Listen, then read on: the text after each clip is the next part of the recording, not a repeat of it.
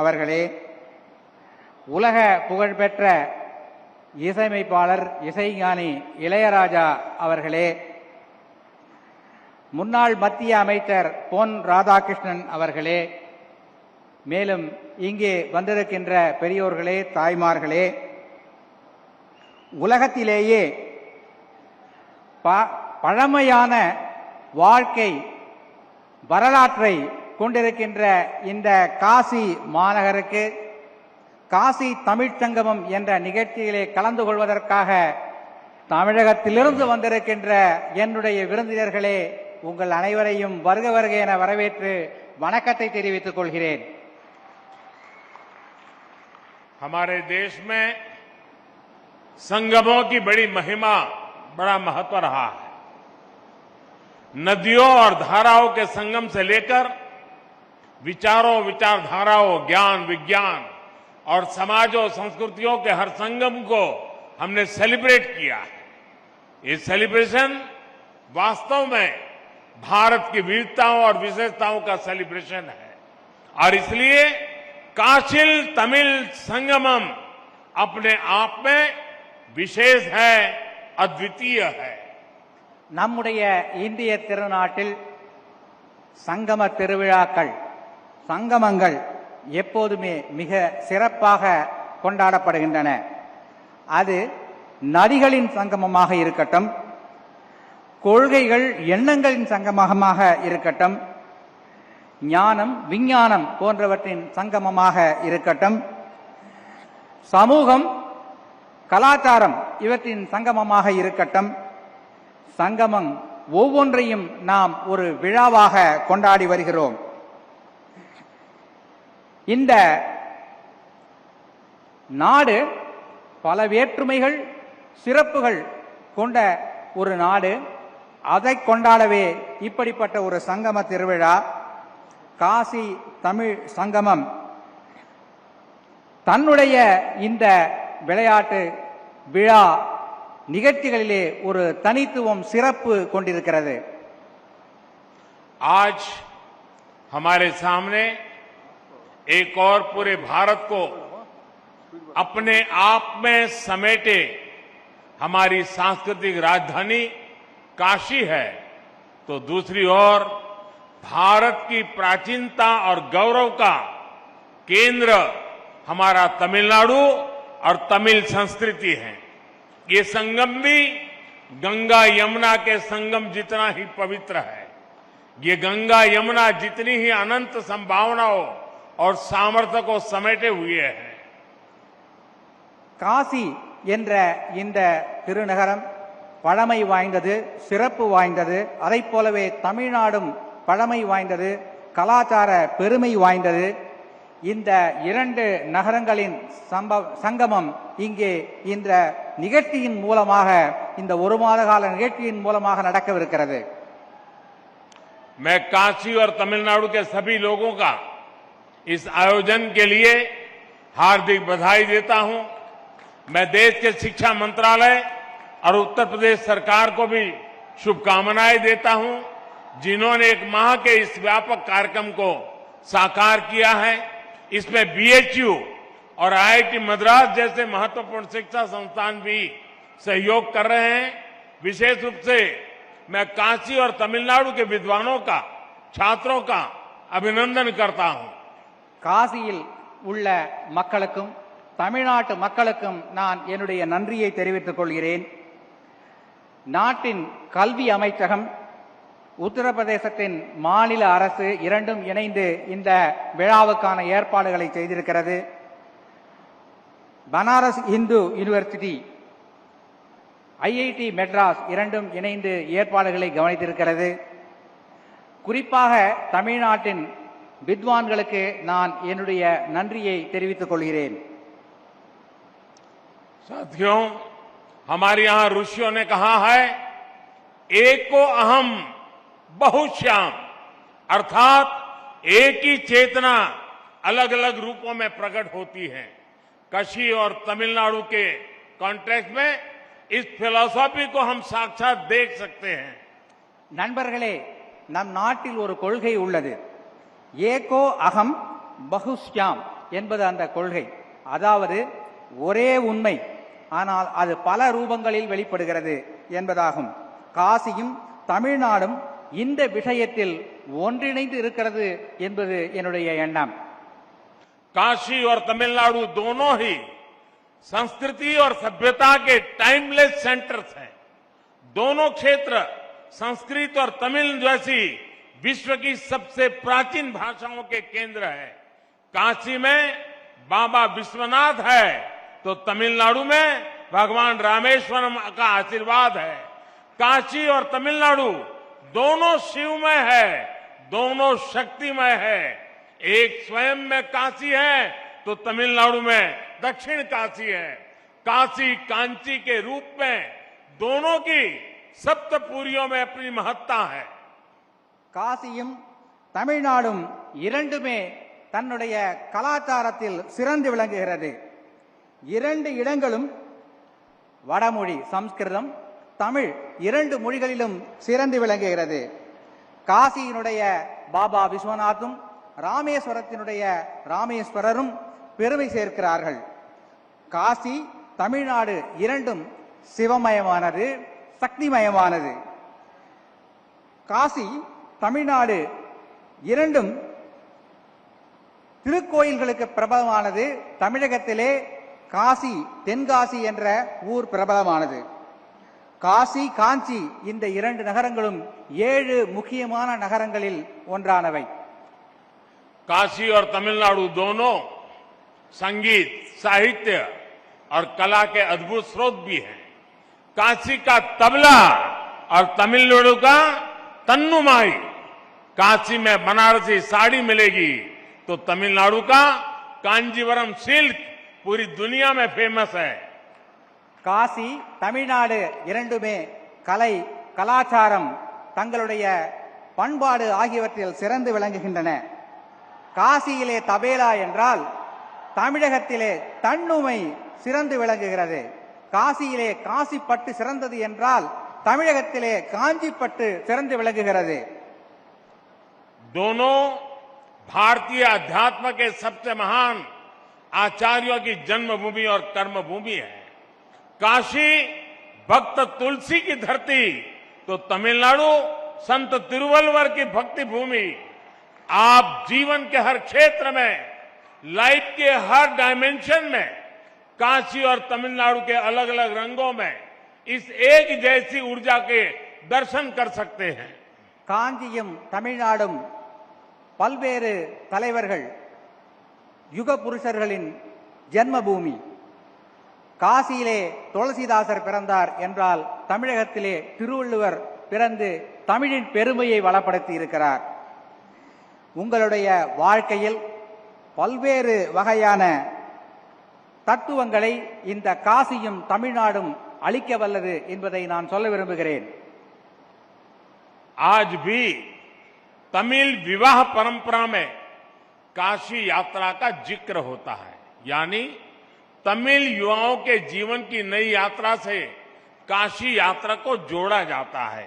ये है तमिल दिलों में काशी के लिए अविनाशी प्रेम, जो न अतीत में कभी मिटा न भविष्य में कभी मिटेगा।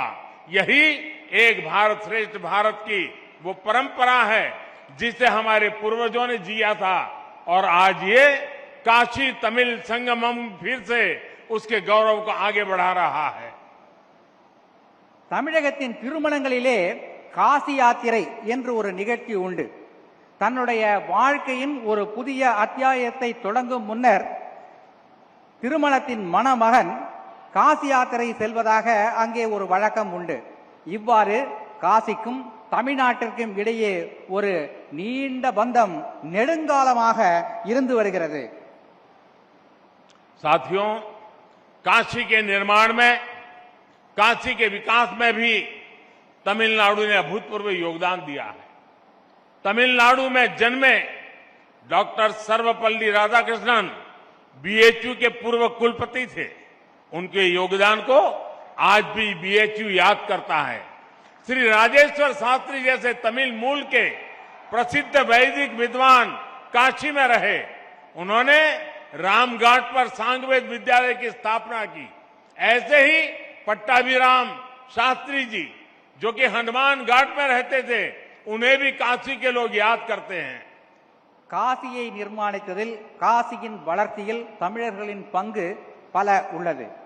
எடுத்துக்காட்டாக சர்வப்பள்ளி ராதாகிருஷ்ணன் அவர்கள் பனாரஸ் இந்து யூனிவர்சிட்டியின் வளர்ச்சிக்கு பெரும் பங்காற்றியுள்ளார்.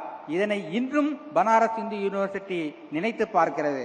இவர் மட்டுமல்ல, ராஜேஸ்வர் சாஸ்திரி என்பவர் ராம்காட் பகுதியில் ஒரு சாமவேத பாடசாலை நிறுவி இங்கே வேதம் வளர துணை புரிந்திருக்கிறார். மேலும் பட்டாபிராம் சாஸ்திரி என்பவர் ஹனுமான்காட் பகுதியில் வாழ்ந்து அங்கே ஒரு திருக்கோவிலையும் நிர்மாணித்திருக்கிறார். आप काशी भ्रमण करेंगे तो देखेंगे कि हरिश्चंद्र घाट पर काशी काम कोटीश्वर पंचायतन मंदिर है, जो कि एक तमिलियन मंदिर है। केदार घाट पर भी 200 वर्ष पुराना कुमार स्वामी मठ है तथा मार्कंडेय आश्रम है। यहां हनुमान घाट और केदार घाट के आसपास बड़ी संख्या में तमिलनाडु के लोग रहते हैं, जिन्होंने पीढ़ियों से काशी के लिए अभूतपूर्व योगदान दिए हैं। இங்கே நீங்கள் காசி நகரை சுற்றி பார்க்கவிருக்கிறீர்கள். ஹரிச்சந்திர காட் என்கின்ற அந்த படித்துறைக்கு அருகிலே காசி காமகோட்டீஸ்வர் பஞ்சாயத்தன் திருக்கோயில் அமைந்திருக்கிறது. அதனை பார்ப்பீர்கள். இது தமிழ்நாட்டின் ஒரு பண்பாட்டை காட்டுகின்ற ஒரு கோயில். அதுபோலவே கேதார்காட் பகுதியில் 200 வருட பழமையான குமாரசாமி மடமும் மார்க்கண்டேய ஆசிரமும் இருக்கிறது. ஹனுமான்காட் பகுதியில் தமிழ்நாட்டை சேர்ந்த பலர் வசிக்கிறார்கள். இவற்றையெல்லாம் நீங்கள் இந்த காசியை சுற்றி பார்க்கும் போது பார்ப்பீர்கள். तमिलनाडु की एक और महान विभूति, महान कवि श्री सुब्रमण्यम भारती जी, जो कि महान स्वतंत्रता सेनानी भी थे, वो भी कितने समय तक काशी में रहे। यही मिशन कॉलेज और जयनारायण कॉलेज में उन्होंने पढ़ाई की थी। काशी से वो ऐसे जुड़े कि काशी उनका हिस्सा बन गई। कहते हैं कि अपनी पॉपुलर मूछें भी उन्होंने यही रखी थी। ऐसे कितने ही व्यक्तित्वों ने, कितनी ही परंपराओं ने, कितनी ही आस्थाओं ने काशी और तमिलनाडु को राष्ट्रीय एकता के सूत्र से जोड़कर रखा है। अब बीएचयू ने सुब्रमण्यम भारती के नाम से चेयर की स्थापना करके अपना गौरव और बढ़ाया है। தமிழ்நாட்டை சேர்ந்த மற்றொரு மிகவும் முக்கியமான நபர் மகாகவி சுப்பிரமணிய பாரதியார் இங்கே காசியிலே வாழ்ந்திருக்கிறார். பல ஆண்டு காலம் வாழ்ந்திருக்கிறார். அவர் இங்கே மிஷன் கல்லூரியிலும் ஜெயநாராயண் கல்லூரியிலும் படித்திருக்கிறார். காசியிலேதான் அவர் தன்னுடைய முறுக்கு மீசையை வைக்க ஆரம்பித்தார் என்று சொல்லுகிறார்கள். நம்முடைய பனாரஸ் இந்து யூனிவர்சிட்டி பாரதியார் இருக்கை என்ற ஒரு இருக்கையை ஏற்படுத்தி பாரதியாரையும் தமிழையும் சிறப்பிக்கவிருக்கிறது. साथियों, काशी तमिल संगमम का ये आयोजन तब हो रहा है जब भारत ने अपनी आजादी के अमृत काल में प्रवेश किया है। अमृत काल में हमारे संकल्प पूरे देश की एकता और एकजुट प्रयासों से पूरे होंगे। भारत वो राष्ट्र है जिसने हजारों वर्षों से संभो मनासी जानताम के मंत्र से एक दूसरे के मनों को जानते हुए, सम्मान करते हुए स्वाभाविक सांस्कृतिक एकता को जिया है। காஷ்மீர் காசி தமிழ் சங்கமம் என்ற இந்த நிகழ்ச்சி சுதந்திரத்தின் அமிர்த காலமான இந்த தொடக்க காலத்தில் நடைபெறுகிறது. நம்முடைய நாட்டில் சம்போ மனசி ஜான்தாம் என்ற ஒரு பழமொழி உண்டு. இதன் பொருள் என்னவென்றால், ஒருவருக்கொருவர் மனதை புரிந்து கொண்டு நடக்க வேண்டும் என்பதுதான் இந்த காசி தமிழ் சங்கமம் நிகழ்ச்சி இதைத்தான் வெளிப்படுத்துகிறது. हमारे देश में सुबह उठकर सौराष्ट्र सोमनाथम से लेकर सेतु बंधे तु रामेशम तक 12 ज्योतिर्लिंगों के स्मरण की परंपरा है। हम देश की आध्यात्मिक एकता को याद करके हमारा दिन शुरू करते हैं। हम स्नान करते समय, पूजा करते समय भी मंत्र पढ़ते हैं, गंगे च यमुने चैव गोदावरी सरस्वती नर्मदे सिंधु कावेरी जले अस्मिन् सन्निधिम करो। अर्थात गंगा यमुना से लेकर गोदावरी और कावेरी तक सभी नदियां हमारे जल में निवास करें, यानी हम पूरे भारत की नदियों में स्नान करने की भावना करते हैं। நாம் காலையில் எழுந்ததும் சொல்லுகின்ற ஒரு மந்திர ஸ்லோகம் என்னவென்றால், சௌராஷ்டிரே சோமநாதம் என்பதிலிருந்து தொடங்கி சேதுபந்தேது ராமேஸ்வர் என்ற அந்த 12 ஜோதிர்லிங்கங்களை பற்றி நாம் சொல்லி அவற்றை மனதிலே நினைத்து நம்முடைய நாளை தொடங்குகிறோம். இவ்வாறு தேச ஒற்றுமை உணர்வை தூண்டுகின்ற அந்த ஒரு ஸ்லோகத்தோடு தான் நமது நாள் தொடங்குகிறது. அது மட்டுமல்ல, பூஜை செய்யும் போதும் குளிக்கும் போதும் கங்கேஜ யமுனே தெய்வ கோதாவரி சரஸ்வதி நர்மதே சிந்து காவேரி ஜலேஸ்மின் தன்னிரும் குரு என்கின்ற மந்திரத்தை சொல்லுகிறோம். இதன் பொருள் என்னவென்றால், கங்கை, யமுனை, கோதாவரி, காவேரி போன்ற அந்த புனித நதிகளின் ஆசீர்வாதங்கள், அதிலே குளித்த புண்ணியம் நமக்கு கிடைக்கட்டும் என்பதாகும். இவ்வாறு தேச ஒற்றுமை என்பதைத்தான் இந்த மந்திரங்கள் எல்லாம் நமக்கு உணர்த்துகின்றன.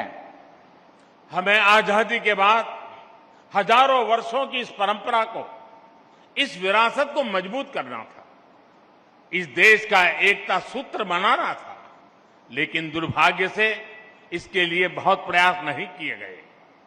काशी तमिल संगमम आज इस संकल्प के लिए एक प्लेटफॉर्म बनेगा।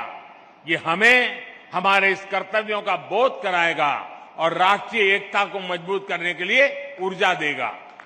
சுதந்திரம் அடைந்த பிறகு நாம் இந்த தேச ஒற்றுமையை வளர்க்கும் இந்த செயலை செய்து நாட்டை வளப்படுத்தி இருக்க வேண்டும். ஆனால் பல்வேறு காரணங்களாக இது நடக்காமல் போய்விட்டது. இப்போது இந்த காசி தமிழ்ச்சங்கமம் என்ற இந்த போன்ற நிகழ்ச்சிகளின் மூலம் தேச ஒற்றுமையை வளர்க்கின்ற பணியை நாம் செய்யவிருக்கிறோம். साथियों, भारत का स्वरूप क्या है, शरीर क्या है, ये विष्णु पुराण का एक श्लोक हमें बताता है, जो कहता है, उत्तरम यत् समुद्रस्य हिमाद्रश्चैव दक्षिणम वर्षम तद भारतम नाम भारतीय यत्र संतति ही। अर्थात भारत वो जो हिमालय से हिंद महासागर तक की सभी विविधताओं और विशेषताओं को समेटे हुए है और उसकी हर संतान भारतीय है. நம்முடைய நாடு என்றால் என்ன, இதனுடைய இந்த பரப்பு, உடல், சரீரம் என்பது என்ன என்பதை பற்றி விஷ்ணு புராணத்தில் ஒரு ஸ்லோகம் உள்ளது.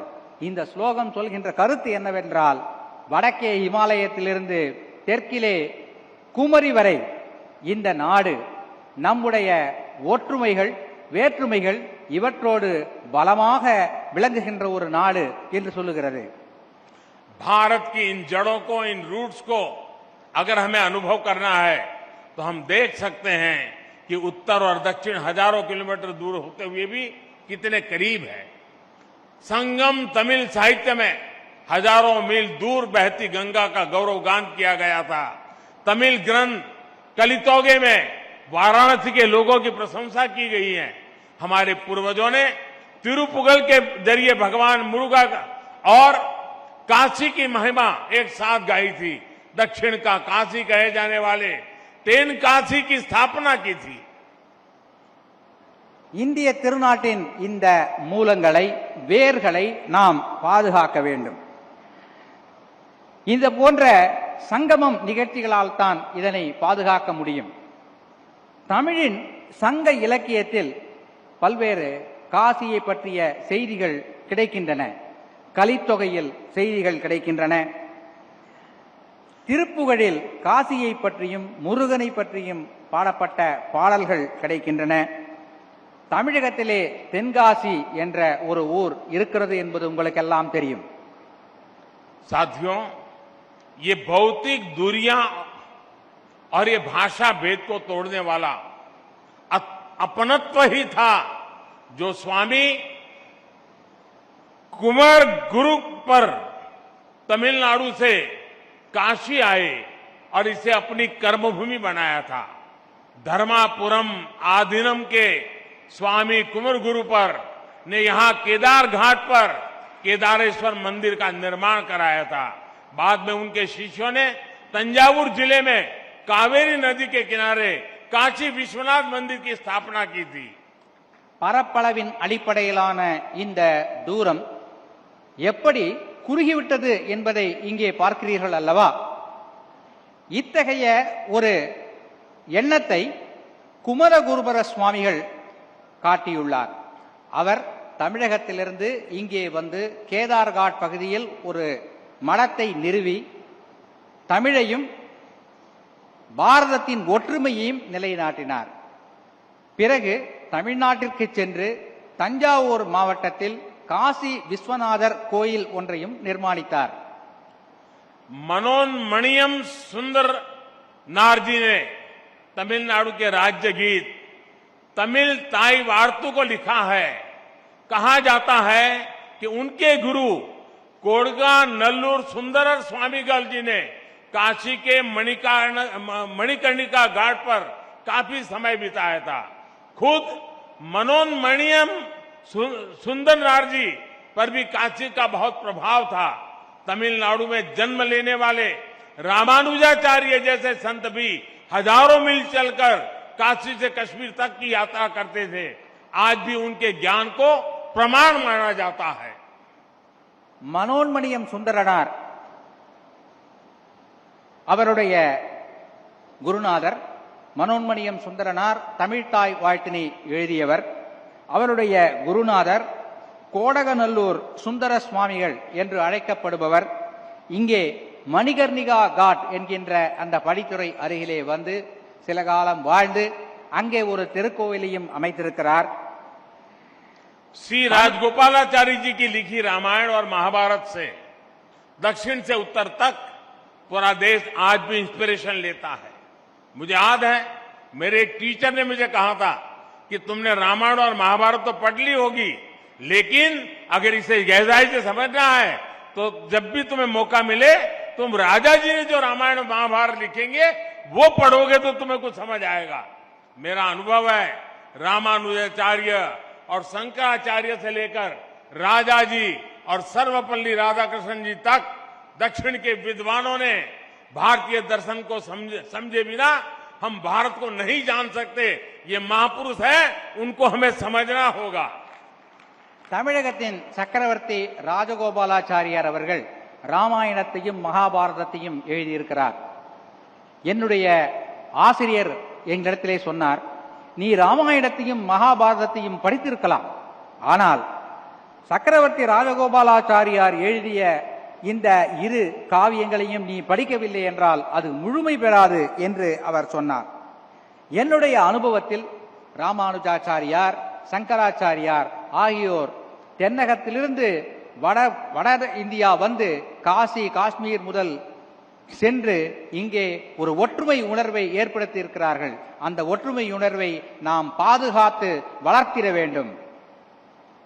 साथियों, आज भारत ने अपनी विरासत पर गर्व का पंच प्राण सामने रखा है। दुनिया में किसी भी देश के पास कोई प्राचीन विरासत होती है तो वो देश उस पर गर्व करता है, उसे गर्व से दुनिया के सामने प्रमोट करता है। हम इजिप्ट के पिरामिड से लेकर इटली के कोलोसियम और पीसा की मीनार तक ऐसे कितने ही उदाहरण देख सकते हैं। பாரதத்தின் பழம் பெருமையை, பழைய கால வளர்ச்சியை நாம் இன்று பார்க்கிறோம். உலகத்தில் உள்ள பல நாடுகள் தங்களிடம் உள்ள பழமையான சில செய்திகளை உலகிற்கு வெளிச்சம் போட்டு காட்டுகின்றன. எடுத்துக்காட்டாக எகிப்தில் உள்ள பிரமிடுகள், இத்தாலியில் உள்ள கொலாசியம் போன்றவை. இவற்றையெல்லாம் உலகிற்கு எடுத்து அவர்கள் சொல்லுகிறார்கள். हमारे पास भी दुनिया की सबसे प्राचीन भाषा तमिल है। आज तक ये भाषा उतनी ही पॉपुलर है, उतनी ही लाइव है। दुनिया में लोगों को पता चलता है कि विश्व की ओल्डेस्ट लैंग्वेज भारत में है, तो उन्हें आश्चर्य होता है, लेकिन हम उसके गौरवगान में पीछे रहते हैं। இந்தியாவிலும் நம்முடைய திருநாட்டிலும் பழமையான ஒரு விஷயம் உள்ளது. அது என்னவென்றால் தமிழ் மொழி. இந்த தமிழ் மொழியின் பழம் பெருமையை நாம் உலகிற்கு எடுத்துச் சொல்ல வேண்டும். இந்தியாவிலே இப்படிப்பட்ட ஒரு பழமையான மொழி இருக்கிறது என்பதை கேட்டு உலக மக்கள் மிகவும் ஆச்சரியமடைகிறார்கள். அந்த மொழியை நாம் கௌரவம் தந்து வளர்க்க வேண்டும், பாராட்ட வேண்டும். ये हम 130 करोड़ देशवासियों की जिम्मेदारी है कि हमें तमिल की इस विरासत को बचाना भी है, उसे समृद्ध भी करना है। अगर हम तमिल को भुलाएंगे तो भी देश का नुकसान होगा, और तमिल को बंधनों में बांध कर रखेंगे तो भी इसका नुकसान है। हमें याद रखना है, हम भाषा भेद को दूर करें, भावनात्मक एकता कायम करें. இந்திய திருநாட்டின் 130 கோடி மக்களின் கடமை தமிழ் மொழியை காக்க வேண்டும். நாம் தமிழ் மொழியை காக்க தவறினால் நம் நாட்டிற்கு நஷ்டம் ஏற்படும். அவ்வாறு தமிழ் மொழியை காக்க தவறினால் தமிழ் மொழிக்கும் நஷ்டம் ஏற்படும். எனவே நம் இடையே உள்ள மொழி பேதங்களை எல்லாம் தவிர்த்து தமிழ் மொழி போன்ற பழமையான மொழியை நாம் பாதுகாத்து வளர்த்திட வேண்டும். साथियों, काशील तमिल संगमम मैं मानता हूं ये शब्दों से ज्यादा अनुभव का विषय है. अपनी इस काशी यात्रा के दौरान आप उनकी मेमोरीज से जुड़ने वाले हैं तो आपके जीवन की पूंजी बन जाएंगे. मेरे काशीवासी आपके सत्कार में कोई कमी नहीं छोड़ेंगे. நண்பர்களே, இந்த காசி தமிழ்ச்சங்கம் என்பது நான் நினைக்கிறேன் வார்த்தைகளால் சொல்லிவிட முடியாத ஒரு அனுபவமாக உங்களுக்கு இருக்கும். இந்த அனுபவங்களையும் நினைவுகளையும் சுமந்து கொண்டு நீங்கள் உங்களுடைய ஊருக்கு திரும்பிச் செல்வீர்கள் என்று நான் உறுதியாக நம்புகிறேன். அத்தகைய எண்ணத்தை, நினைவினை இந்த காசி நகரத்து மக்கள் உங்களுக்கு அளிப்பார்கள் என்ற உறுதியான நம்பிக்கை எனக்கு இருக்கிறது. मैं चाहता हूं तमिलनाडु और दक्षिण के दूसरे राज्यों में भी इस तरह के आयोजन हो. देश के दूसरे हिस्सों से लोग वहां जाएं, भारत को जिए, भारत को जाने. मेरी कामना है काशी तमिल संगमम इससे जो अमृत निकले उसे युवा के लिए रिसर्च और अनुसंधान के जरिए आगे बढ़ाएं. ये बीज आगे राष्ट्रीय एकता का वटवृक्ष बने. राष्ट्रहित ही हमारा हित है. नट नलने नमद नलन, ये मंत्र हमारे देशवासी का जीवन मंत्र बनना चाहिए. इसी भावना के साथ आप सभी को एक बार फिर ढेरों शुभकामनाएं. இந்த காசி தமிழ் சங்கமம் நிகழ்ச்சி போல பல மாநிலங்களிலிருந்தும் மக்கள் இங்கே வர வேண்டும். இங்கிருந்தும் தமிழ்நாட்டிற்கு பிற மாநிலங்களுக்கு மக்கள் செல்ல வேண்டும். ஒற்றுமை உணர்வு வளர வேண்டும். நாட்டு நலனே நமது நலன் என்பதை நாம் மனதிலே இருத்தி செயல்பட வேண்டும் என்று கூறிக்கொண்டு भारत माता की, भारत माता की, भारत माता की. धन्यवाद. वणक्कम. हार्दिक आभार माननीय प्रधानमंत्री जी. मन का विश्वास रगों में साहस भरता है और इस विश्वास का हर जन में संचार करने को कटिबद्ध संतों की सोच से मार्गदर्शित अंत्योदय जैसे लक्ष्य को साधने के प्रति वचनबद्ध माननीय प्रधानमंत्री जी, आपका हार्दिक आभार. काशी तमिल संगमम का